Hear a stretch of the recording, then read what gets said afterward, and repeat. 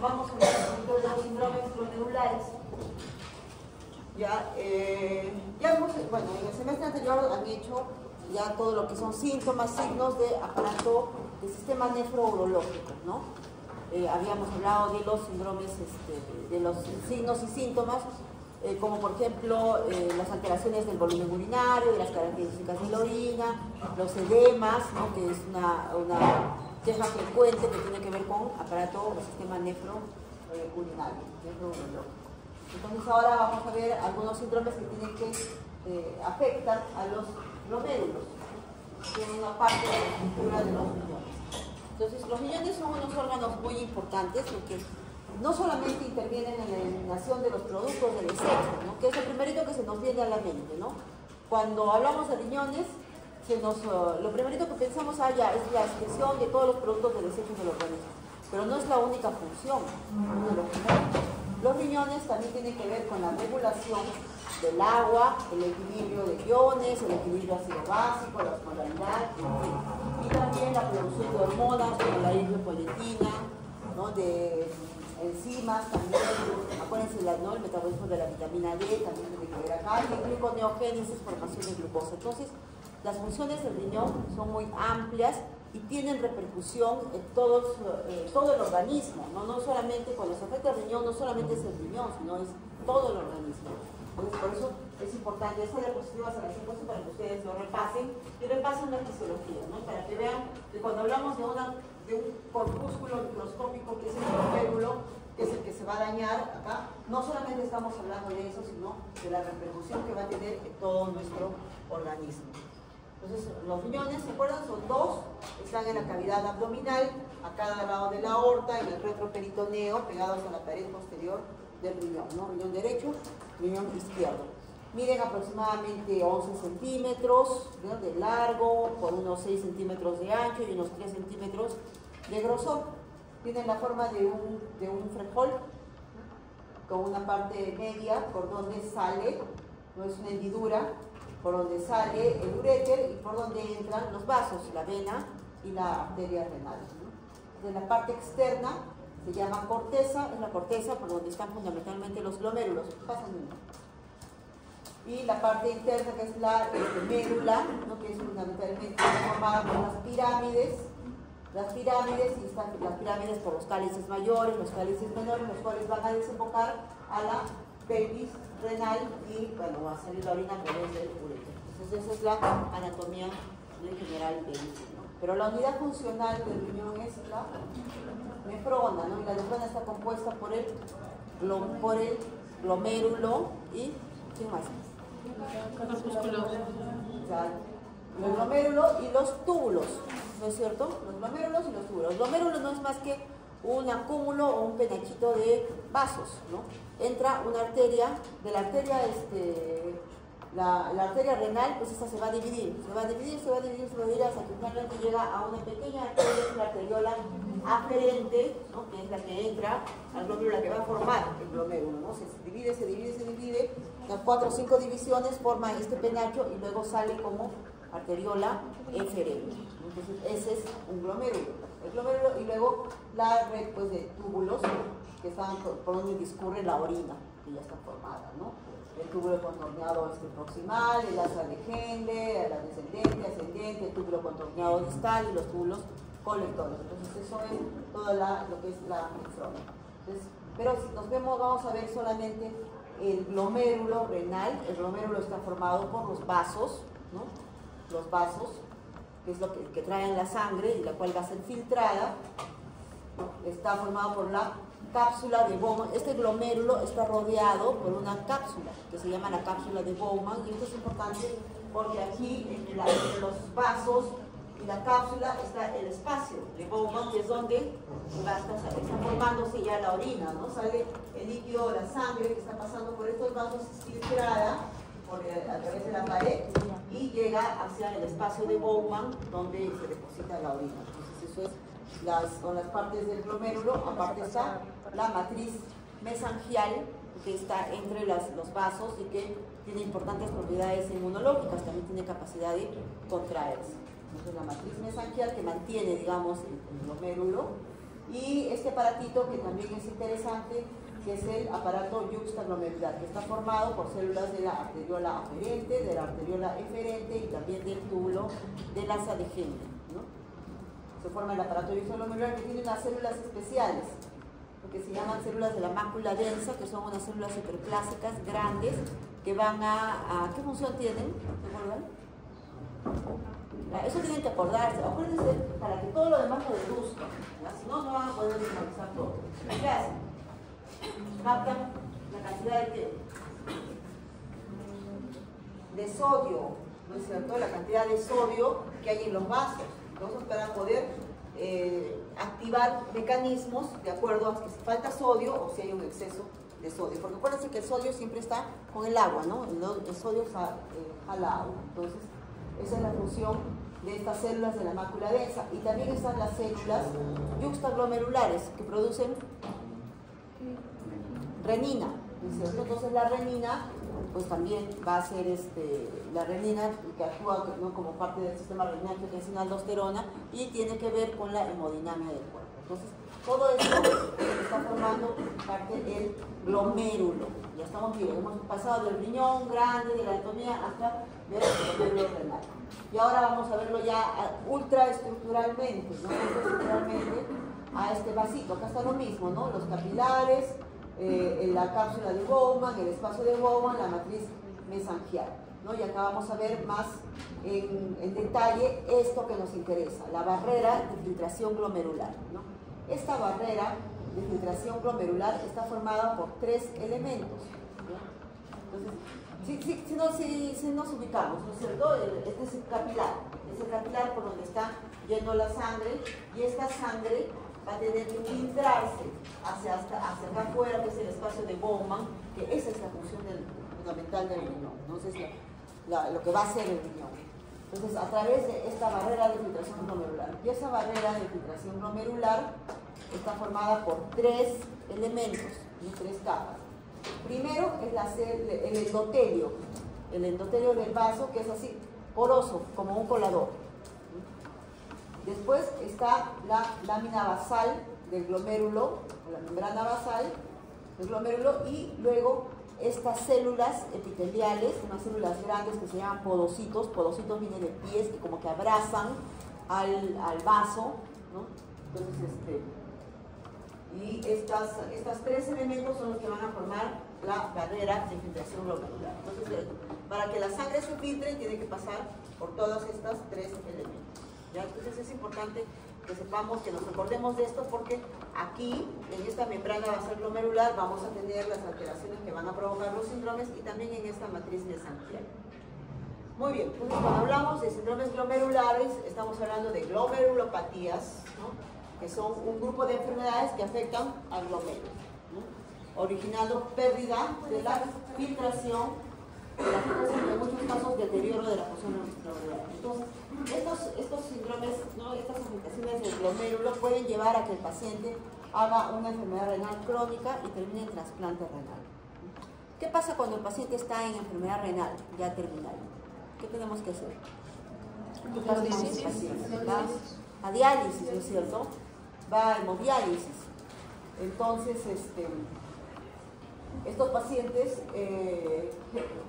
lo ideal es que la hemodiálisis sea una transición nada más para el tratamiento definitivo. ¿Cuál es el tratamiento definitivo? ¿Trasplante? El trasplante renal. Lamentablemente, el trasplante renal no está disponible.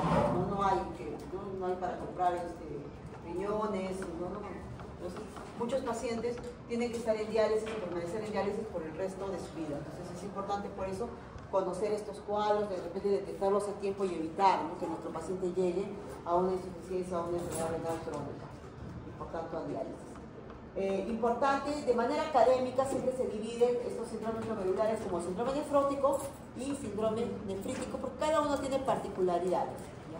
Pero en la vida real van a darse cuenta que muy raras veces vamos a encontrar un síndrome nefrótico puro o un síndrome nefrítico puro. Generalmente los encontramos digamos, mezclados, ¿no? Puede coexistir más de uno en ello, pueden tener los dos, o puede tener una característica de uno, otra característica de otro, o puede evolucionar el cuadro, ¿no? Entonces empezar de repente como un síndrome nefrítico y progresar a un síndrome evolucionar a un síndrome nefrótico, ¿no? O viceversa. Entonces pueden tener características de ambos, ¿no? Es frecuente encontrar esto. Y pueden ser la expresión de trastornos sistémicos. Entonces no solamente estamos hablando de que se dañó el glomérulo, ¿no? Cuando encontramos una de estos síndromes tenemos que buscar una causa, una enfermedad que pueda ser la causa de este cuadro, ¿ya? Entonces puede haber, por ejemplo, diabetes. En un paciente con diabetes y que de pronto viene con edemas, tengo que pensar que ya es una nefropatía diabética y el paciente está haciendo insuficiencia renal o está haciendo un síndrome nefrótico. Un paciente con una enfermedad autoinmune, lupus, vasculitis ya conocida, que también viene con edemas de repente o con las características que vamos a ver, también tengo que pensar que podría estar haciendo un síndrome nefrótico o un síndrome nefrítico porque están relacionados. Una neoplasia, ¿no? Linfomas, por ejemplo, podrían estar relacionados, ¿ya? De los dos síndromes, entre el nefrótico y el nefrítico, la forma más común de trastorno glomerular es el nefrítico. Entonces, eso hay que tener en cuenta. Vamos a hablar entonces ahora del síndrome nefrótico después de este preámbulo, de habernos explicado dónde están los glomérulos, dónde está la membrana basal, en fin. Entonces, en el síndrome nefrótico, la alteración fundamental va a estar en el aumento de la permeabilidad del capilar glomerular a las proteínas. O sea, ¿dónde está el daño? En la membrana basal glomerular, ¿no es cierto? Entonces, esta membrana basal glomerular, ¿cuál es su función? Pues, ¿para qué está ahí? Para filtrar, es la barrera de filtrar, para que no pase, porque si no, si esta membrana no funcionaría, a mismo como es el epitelio del endotelio, ¿no? Es un colador, ¿no? Entonces, todo pasaría, todos los elementos pasarían, todas las vitaminas, las proteínas, incluso células de repente más grandes se pasarían y las eliminaríamos por la orina, ¿no? Pero no pasa eso porque justamente existe esta barrera, que no solamente limita el paso de las sustancias por el tamaño, ¿no? de un determinado tamaño, sino también por la carga, ¿sí? La carga que tiene, la carga electromagnética. Esta membrana basal tiene una carga negativa, entonces algunas sustancias que son de carga negativa las va a repeler, ¿ya? Por ejemplo, la albúmina, ¿no? La albúmina es una molécula que es grande, es una proteína grande, pero sí podría pasar por la membrana basal, si fuera solamente por su tamaño, pero por su carga negativa, y como la membrana basal también tiene una carga negativa, electronegativa, entonces se repelen y por eso es que no pasa. Entonces, pero aquí, en este síndrome nefrótico, ¿qué está pasando? Que se perdió, ¿no? Esta membrana basal perdió su carga, aumentó su permeabilidad, los poros se hicieron más grandes, en fin, y las proteínas empezaron a salirse, ¿no? Como por su casa, y se van en la orina. Entonces, el elemento fundamental o la característica fundamental de este síndrome va a ser la proteinuria, ¿no? La proteinuria que es mayor de 3.5, acuérdense de este número. Proteinuria mayor de 3.5 gramos en 24 horas, ¿ya? Se va a caracterizar por edema, que ya vamos a deducir por qué es el edema, ¿no? Ya saben ustedes por qué es el edema. Y si hay proteinuria, se está eliminando un montón de proteínas, ¿qué va a pasar con la albúmina en la sangre? Va a disminuir, entonces vamos a tener hipoalbuminemia. Esa proteinuria es a expensas de albúmina, ¿ya? Es más albúmina, entonces va a haber hipoalbuminemia. Y también una de las características de ese síndrome es hiperlipidemia, aumento de los lípidos en la sangre, y también se van a excretar lípidos en la orina. Entonces esto vamos a ver en un momento por qué. Entonces esto ya hemos visto, la membrana basal. Ya, entonces acá tenemos más o menos lo que está pasando. Ya, aumenta la permeabilidad. Hay una lesión, ¿no? En el glomérulo, que ya sea por una enfermedad, ¿no? Que la diabetes, o por una enfermedad autoinmune, o por daños propios, ¿no? Autoinmunes también, daños propios del glomérulo, en fin, pero hay una lesión en el glomérulo que produce que aumente la permeabilidad de la membrana basal. Entonces, esto va a producir proteinuria. La proteinuria va a producir hipoalbuminemia. Entonces, ¿se acuerdan cuál era la ley de Starling que mantenía los líquidos, el volumen dentro del vaso sanguíneo? Estaba dado por qué presiones. La presión osmótica y la presión hidrostática, que tienen que estar en equilibrio, ¿no es cierto? Y la presión oncótica está dada por la albúmina, ¿no es cierto? Y si la albúmina acá se está yendo por la orina y cae, ¿qué va a pasar? Disminuye la presión oncótica y se producen edemas, ¿no es cierto? El líquido se sale, predomina la presión hidrostática y el líquido se sale al extravascular y se forman edemas, ¿ya? Entonces esa es una explicación por la cual se forman los edemas.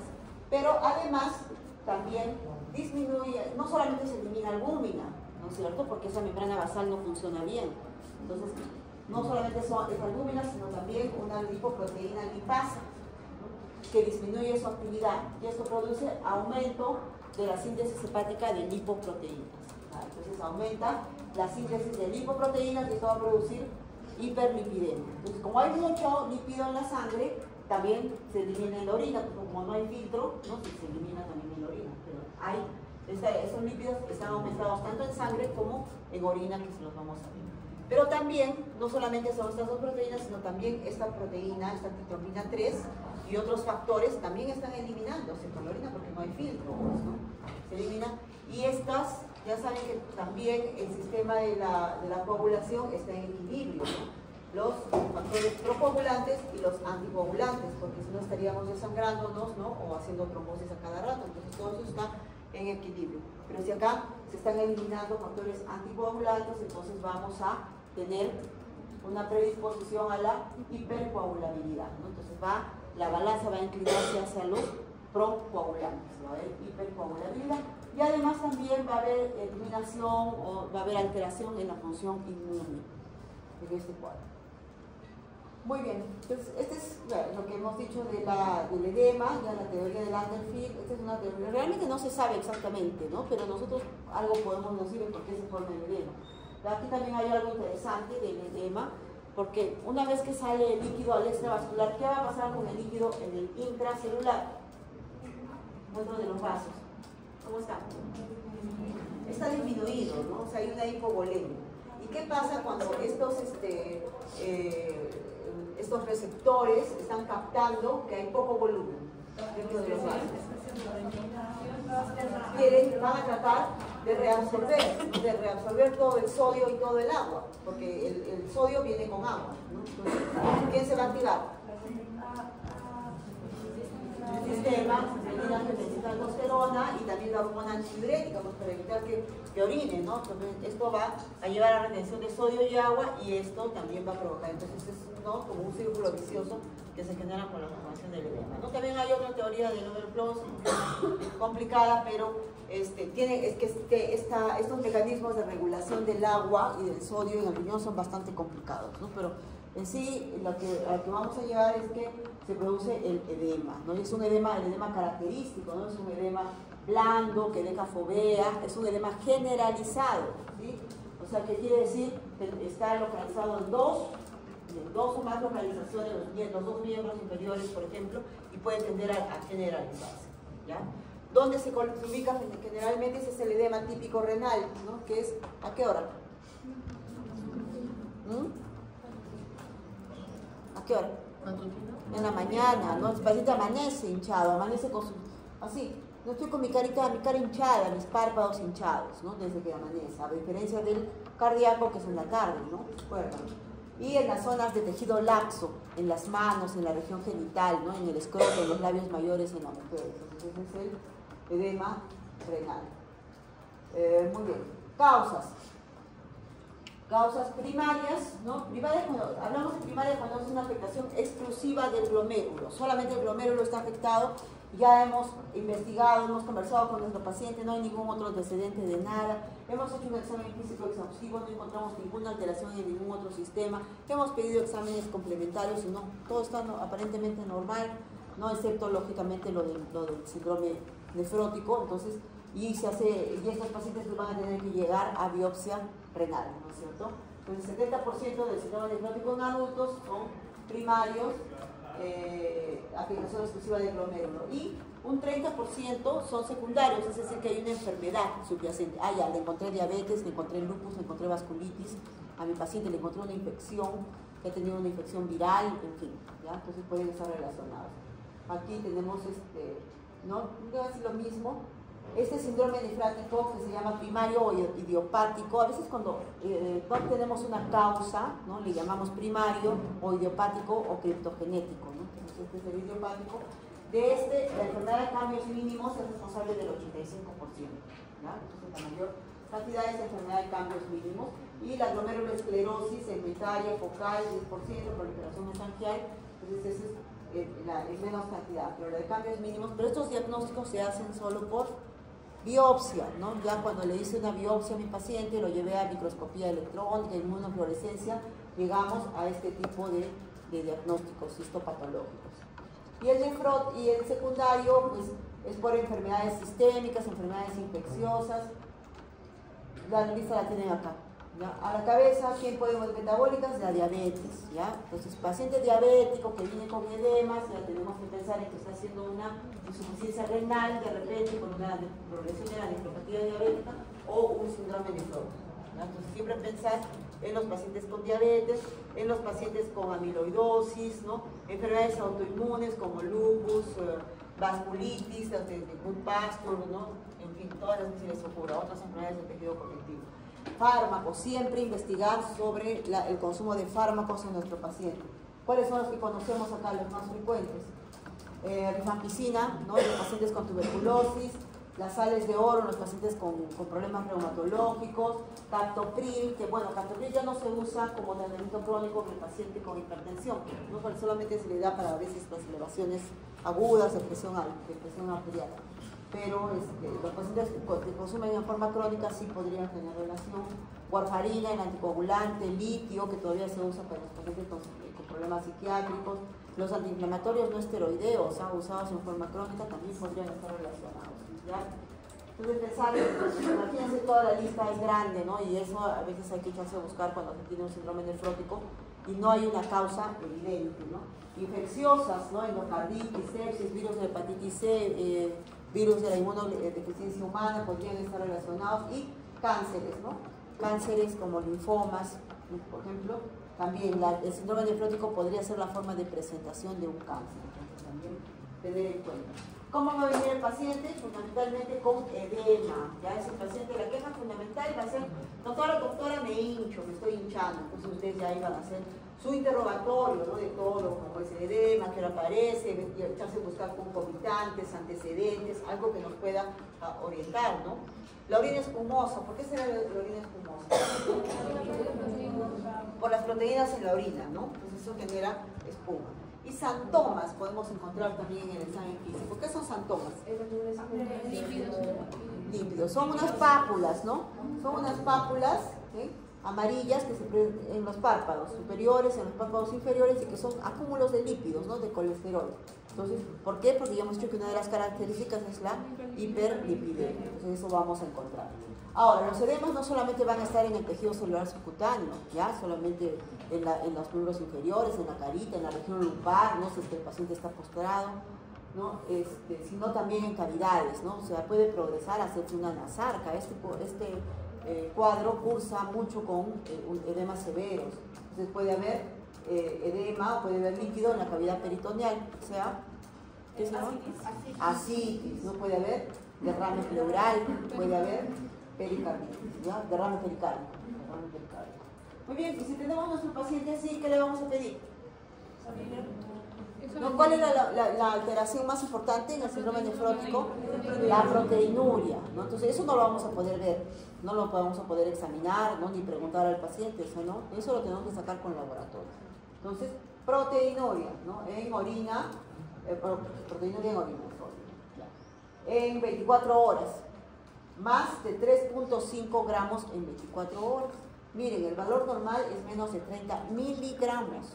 O sea, imagínense la cantidad brutal de proteína que estamos perdiendo en la orina, ¿no? 10 veces más, 100 veces más, ¿no? De 30 miligramos, 3.5 gramos en 24 horas. Ya. Y vamos a ver las proteínas en orina. Entonces, esta proteinuria va a ser a expensas fundamentalmente de albúmina. Entonces va a haber hipoalbuminemia. Beta-globulina, ya que son esa no se va a excretar por orina, entonces esa puede estar dentro de valores normales o aumentadas, la beta-globulina. Y la gamma-globulina, que es la otra fracción de las proteínas, ¿no?, que tenemos en sangre, pueden estar normales, ¿ya?, o disminuidas. Acuérdense de que se altera la inmunología, ¿no?, el sistema inmune del paciente. Entonces vamos a tener hipoalbuminemia, y los lípidos van a estar aumentados. Entonces, en un perfil lipídico voy a encontrar aumento del colesterol total, aumento del HDL, aumento del LDL y también de los triglicéridos. Y el examen de orina, el microscópico, ¿qué voy a encontrar? ¿No? Esto característicamente, gotas de grasa en la orina. ¿Ya? Entonces, un simple examen de orina que lo hacen en cualquier puesto, el centro de salud, es mirar que tenga un microscopio, y mirar la orina y encuentran gotas de grasa, entonces ya tienen ahí que el paciente está con lipiduria y con los otros síntomas y signos pueden decir que está con un síndrome nefrótico. ¿No? Entonces, el aumento de proteína, documente la proteinuria. ¿Han ido a los centros de salud? ¿Ya han hecho en centros de salud? ¿Sí? ¿Quiénes han ido? ¿Cómo hacen su examen de orina en los centros de salud? Ya, a veces no tienen microscopios, ¿no? Sino así como unas tiritas, ¿no? Unas tiritas que tienen varios elementos ahí, ¿no? Ahí hay para ver si hay hemoglobina, si hay nitritos, si hay bilirrubina, si hay glucosa, ¿no? Entonces la sumergen en la orina y la tirita pues va cambiando de color, la comparan con una tantita que tiene. Entonces ahí puede salir porque hay un aumento de proteína. Lógicamente si lo hacemos acá en los laboratorios ya no va a salir la proteinuria, ¿no? Y los cilindros grasos y las gotas de grasa que ya hemos mencionado. La velocidad de sedimentación globular es un marcador de inflamación que puede estar elevado, va a estar elevado casi siempre, y en un inicio la urea y la creatinina, que son indicadores de función renal, van a estar normales. Pero a la larga, ¿no? Si se está disminuyendo la filtración glomerular, están alterándose todos estos sistemas de renina, angiotensina, aldosterona, todo eso, entonces a la larga sí puede haber un deterioro de la función renal, ¿ya? Entonces, para llegar a la causa, pues vamos a pedirle al paciente el perfil inmunológico, porque estamos pensando, ya sabemos que pueden estar involucradas enfermedades autoinmunes como lupus, vasculitis, en fin, ¿no? Entonces vamos a pedir todo el perfil inmunológico de anticuerpos, una serología viral, fundamentalmente virus de la hepatitis B, C, VIH, ¿no? Que pueden estar relacionados, y finalmente la biopsia renal, que vamos a llevarla pues a la microscopía óptica, inmunohistoquímica, inmunofluorescencia, microscopía electrónica, y a pesar de lo cual a veces no tenemos un diagnóstico. Complicaciones, esto también lo vamos a deducir. Tenemos tres tipos de complicaciones importantes en los pacientes con síndrome nefrótico: las complicaciones infecciosas, complicaciones tromboembólicas y las complicaciones renales, ¿no? Aparte renal es lo que hemos mencionado, ¿no? O sea, puede llevar a insuficiencia renal, ¿no? Crónica, el paciente con síndrome nefrótico. Y en las infecciones, pues, peritonitis bacteriana, celulitis, infecciones de tracto urinario, infecciones virales, en fin. ¿Por qué? Factores mecánicos, el mismo edema. ¿Han visto pacientes con edema en los hospitales? Sí, ¿no? Hay una éstasis ahí. Y a veces el edema es tanto que la piel se esfacela, ¿no? Se rompe esa barrera de protección, entonces fácilmente el paciente hace infecciones, ¿no? Tipo celulitis de las áreas edematosas. Y también hay déficit pues, de algunos elementos como la transferrina, baja inmunoglobulina G, anormalidad del complemento, en fin, que hace que el paciente pueda estar predispuesto a tener infecciones, complicaciones infecciosas como las que hemos mencionado, ¿no? Entonces, infecciosas. Y complicaciones tromboembólicas, ¿no? Entonces, toda esta alteración, digamos que es el campo o caldo de cultivo adecuado para que haya fenómenos tromboembólicos, ¿no? Acuérdense, ¿qué pasaba con el volumen dentro del vaso de este paciente? Disminuía, ¿no es cierto? Hay hipovolemia. Entonces, esa hipovolemia hace que estos elementos de la sangre se parezcan que estuvieran más concentrados, ¿no? Entonces hay una hemoconcentración. Hay hiperviscosidad por aumento del hematocrito, del fibrinógeno. Además, habíamos hablado también de esa alteración de los factores coagulantes, procoagulantes. Entonces, esto tira la balanza hacia los procoagulantes, ¿no? Por el déficit de antitrombina 3. Alteración de la función endotelial y la hiperlipidemia, el aumento de los lípidos en la sangre también aumenta la viscosidad. Entonces esto hace que este paciente sea más proclive a presentar tromboembolismo pulmonar, accidente cerebrovascular e infarto agudo de miocardio, síndromes isquémicos coronarios. Entonces el paciente con síndrome nefrótico puede hacer fenómenos tromboembólicos como síndromes coronarios agudos. Y bueno, las complicaciones renales que ya hemos mencionado. Muy bien, ¿hasta ahí hay alguna pregunta? No, ¿no? Ya, entonces seguimos con el síndrome nefrítico. El síndrome nefrítico, la alteración, ¿dónde estaba la alteración en el síndrome nefrótico? En la membrana basal, que dejaba pasar las proteínas, ¿no?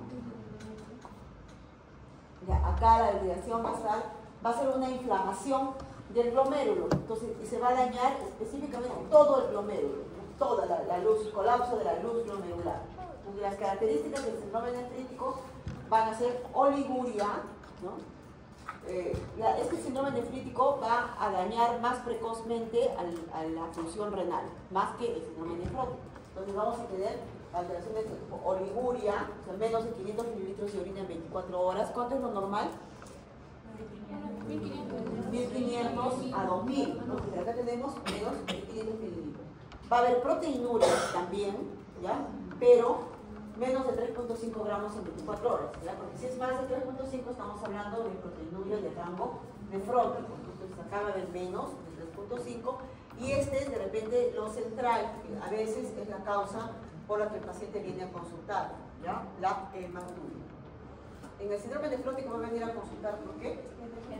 Por edemas, ¿no? Y acá puede ser por hematurias y también por edemas, ¿ya? Pero más se asusta el paciente pues cuando orina sangre, ¿no? Entonces por hematuria. Y vamos a encontrar hipertensión arterial y edemas, ¿ya? Pero no edemas no de tanta magnitud como en el síndrome nefrótico. Muy bien, ¿qué pasó acá? Entonces aquí hay una inflamación aguda de todo el glomérulo. Entonces ya saben que cuando hay una inflamación generalmente mediada por anticuerpos, en fin. Entonces todos están invitados a la fiesta, ¿no? Neutrófilos, macrófagos, y todos vienen con las prostaglandinas, los leucotrienos, las interleucinas, pues sí, ¿no? Y es una inflamación que daña, que empieza a dañar, a destruir todo, no más es por la inflamación de nuestras propias células, ¿no?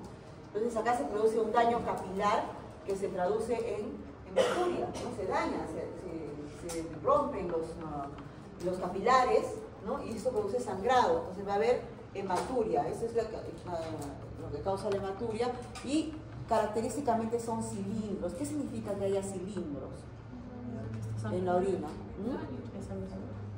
Cilindros hemáticos. ¿Qué significa? ¿Por qué simplemente, no digo, hay glóbulos rojos? ¿No está que resaltado? ¿Dónde? Cuando hay cilindro, quiere decir que tiene la forma de un cilindro. Entonces toma la forma de la estructura en la que se están formando, ¿no? ¿De dónde es el sangrado? Del túbulo. Del glomérulo. Del glomérulo. Entonces este sangrado del glomérulo va a pasar por el túbulo y va a tomar los globulitos rojos, van a tomar la forma del glomérulo y van a aparecer cilindros. Si fuera un daño por un cálculo renal del uréter, ¿vamos a ver cilindros? No, no vamos a ver glóbulos rojos, ¿no? Nada, si fuera de la vejiga vamos a ver glóbulos rojos. Pero siempre que vean cilindros, es daño del glomérulo. El sangrado es del glomérulo, ¿ya? Si hay cilindros hemáticos, el sangrado es glomerular.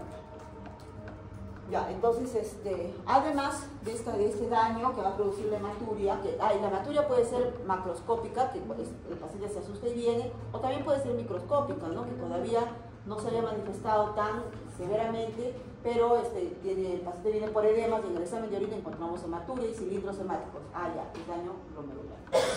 Muy bien, entonces esta inflamación también va a producir que en la membrana basal haya pérdida de la carga aniónica y aumente el diámetro del poro de la membrana basal. También va a producir alteraciones, igualito con el síndrome nefrótico, ¿no? Se altera la membrana basal glomerular y eso va a producir la proteinuria, que no es de tanta magnitud como en el síndrome nefrótico, pero que también hay, ¿ya?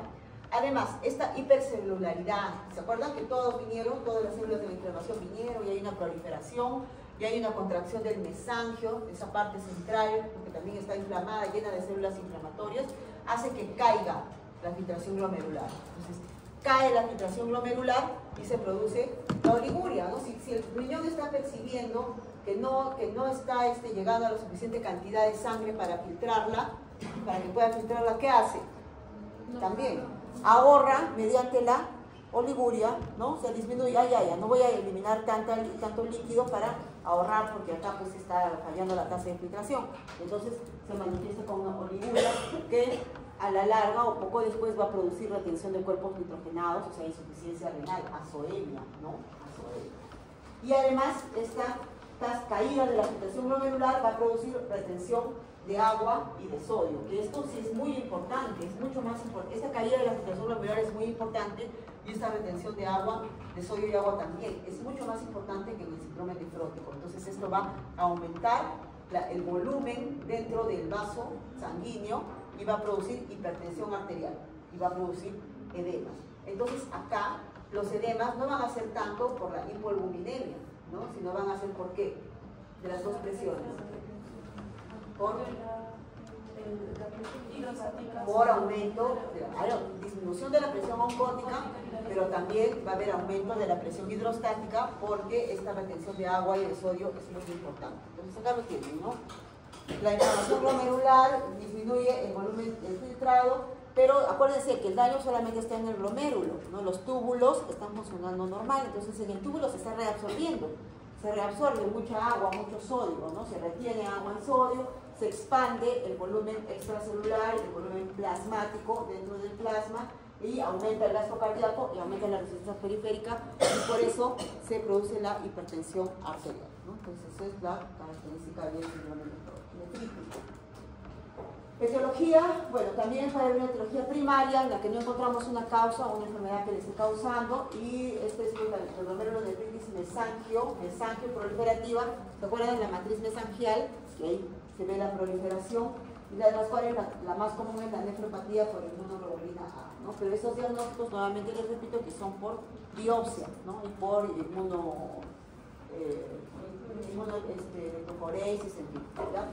Y las secundarias, acá tenemos la más frecuente en niños, la glomerulonefritis postinfecciosa, que se presenta después de determinadas algunas infecciones por algunos microorganismos como el estreptococo, virus de hepatitis, DS, Epstein-Barr, protozoarios, neuroartritis, en fin.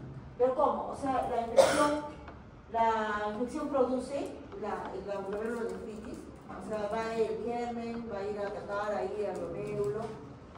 No, no es cierto, es una reacción